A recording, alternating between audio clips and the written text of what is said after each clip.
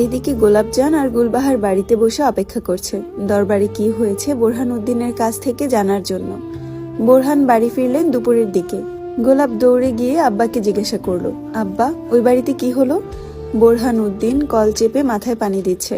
তারপর উঠোনে বাঁধা দড়ি থেকে একটি গামছা নিয়ে হাত মুখ মুছে নিল। তারপর যে ঘরের পীড়ার উপর বসলো। গোলাপের মা, এক গ্লাস পানি দাও তো।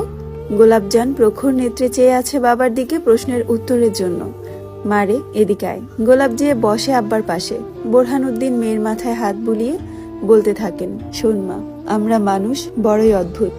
আমরা দুনিয়াতে এসে অনেক লোভী হয়ে যাই। আমাদের ভাগ্যে যা না থাকে আমরা সেই জিনিসগুলোর জন্যই বেশি উতলা হয়ে উঠি। যখন সেই জিনিস কেউ আমাদের দেয় আমরা তাদের কাছে ঋণী হয়ে যাই। জীবনের কোনো না কোনো সময় এই ঋণ শোধ করার সময় আসে। সেই সময় আমাদের কাছের সবচেয়ে বেশি মূল্যবান জিনিসটি দিয়ে সেই ঋণ শোধ করতে হয়। গোলাপজান অবাক নয়নে সেই কথাগুলো শুনলো, কিন্তু কিছুই বুঝলো না আব্বা কেন তাকে এই কঠিন কথাগুলো বলল। সে এটাই ভাবছে। আর তখন গুলবাহার একটি প্লেটে ভাত, তরকারি আর এক জগ পানি নিয়ে এলো। আচ্ছা শোনো গোলাপের মা, আজকে বিকেলে মঞ্জিল বাড়ি থেকে লোক আসবে গোলাপকে দেখতে। তারা তোমার গোলাপকে মঞ্জিল বাড়ির পুত্রবধূ করতে চায়। আমি বললাম না আমার গোলাপকে আমি বিয়ে দিব না?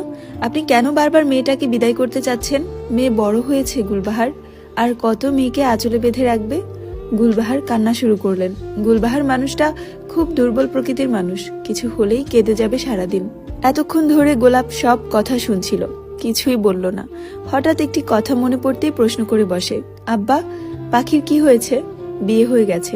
কার সাথে? যার সাথে বদনাম হয়েছে।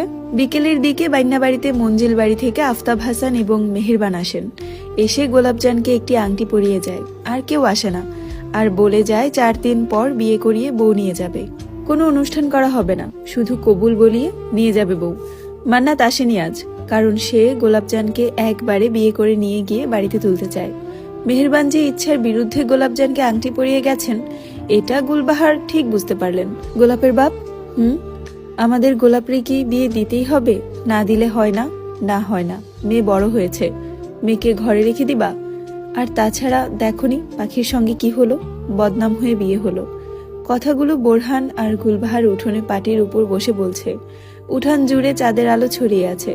এক নিঃশব্দ নিশুতি রাত তাদের দুঃখের সাক্ষী হলো। গুলবাহার তার মেয়েটাকে ভীষণ ভালোবাসে, বলতে গেলে একদম চোখে হারায়। তাই মেয়েটাকে এমন বাড়িতে বিয়ে দিতে ভীষণ ভয় হচ্ছে, কারণ মেহেরবানের চোখে মুখে স্পষ্ট দেখা গেছে সে রাজি না এই বিয়েতে। কিরে মাগি, আমাকে কেন বিয়ে করলি? তুই চাইলেই তো সব